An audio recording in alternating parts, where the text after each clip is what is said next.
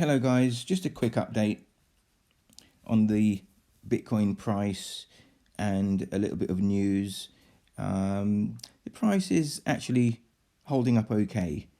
As you know, there's always something, isn't there? There's always something going on with the stock market that just has to hold us down a little bit. And today we're looking at the job reports. So the stock market is hesitant because of the job reports, and because of that, we've had a little bit of a pullback.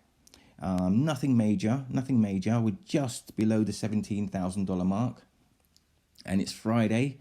So once the report's out, hopefully it'll be good news, and we'll just nudge back up again. So we've got a nice, relaxing weekend. And as you know, the prices always move quite nicely at the weekend because the stock market's shut. I'm actually thinking that we could move up a little bit this weekend. I know we've got the Fed meeting coming soon. A lot of people are being a little bit hesitant because of that. But I think it's pretty certain that it's going to be a 50 basis points rate hike in December. And all the hedge fund guys, all the higher ups have been pushing the price down of Bitcoin all year, and like us, they want to make some money, so they've done their best. Them and all the big YouTube guys have just been bad mouthing Bitcoin, and I've got to be honest, it does get on my nerves. It does get on my nerves because I don't understand who it benefits when these YouTube guys who are meant to be Bitcoin maximalists, every time the price goes up, you just go through the YouTube list and they're all there with their stupid faces on their thumbnails. It's a trap. It's a trap. Well, I mean, give it a chance, because it might not be a trap, but it just scares their followers out of, maybe someone is thinking of getting in, and it just scares people. And I just don't understand who it's benefiting. But I'm beginning to wonder if these people actually have any Bitcoin, because if they had some Bitcoin, why would they be slagging it off all the time and trying to stop people from buying and trying to enjoy, the space? I just don't understand. I actually feel like they're trying to push the price down so that they can buy some Bitcoin. They don't care about people like us who are holding Bitcoin and holding altcoins and have been holding them for years, and they're just suppressing the price of our assets. I just, and thousands of people are subscribing to these channels. And the ones I mean, with the stupid faces that they pull. And why are they subscribing to these people when, these people aren't making money? If they're such good traders, why aren't they busy trading? Why are they on YouTube every day shouting, smash up the like button? I don't understand it. The reason my videos aren't brilliant is because I'm not a brilliant YouTuber. I'm a brilliant investor. Do you know what I mean? I really... I need all my brain space for my charts and for my assets, and to be keeping an eye on my money. I ain't got time to be, editing perfect videos for YouTube. I mean, I want to bring I want to, speak and tell you what I'm thinking, because I know we're all thinking the same thing. And sometimes it's nice to just hear that, you're not going out of your mind, hear someone else who's going through the same stuff as you. That's me.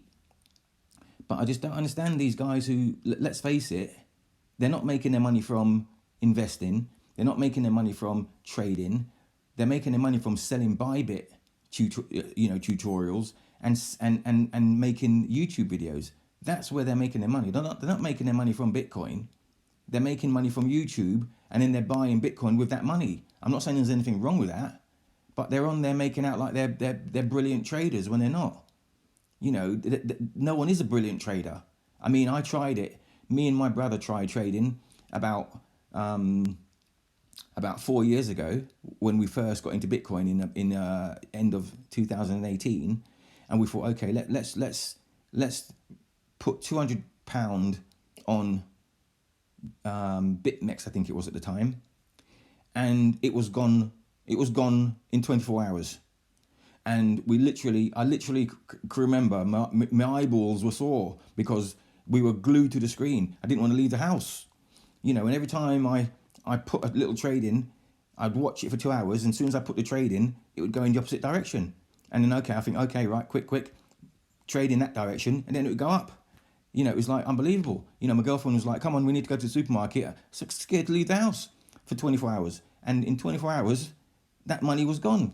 And, you know, so I'm not saying trading is a scam, but really and truly, you don't make your money from trading. You make your money from buying your coins and your tokens and holding them and knowing when to buy and knowing when to sell. I've been holding crypto for about 5 years now, and that's where I've made my money, by just buying at the right time, holding, and knowing when to get out.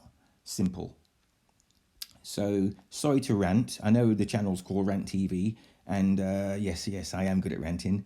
But just going back to what's going on with the Bitcoin price.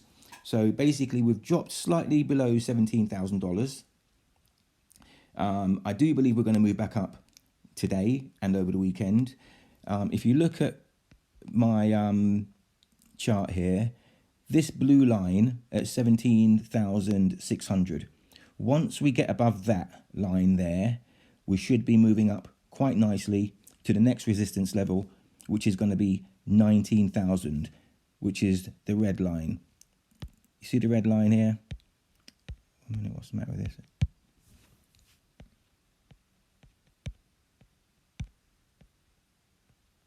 Well, you can see the red line there, just at the next moving average, up at 19,000. And if you actually look, the yellow line at the top of the screen, that there is where we fell down because of the old FTX debacle. And before that happened, we were actually doing quite well. And this is where I think we're going to move back to quite quickly. So you see the yellow line at the top.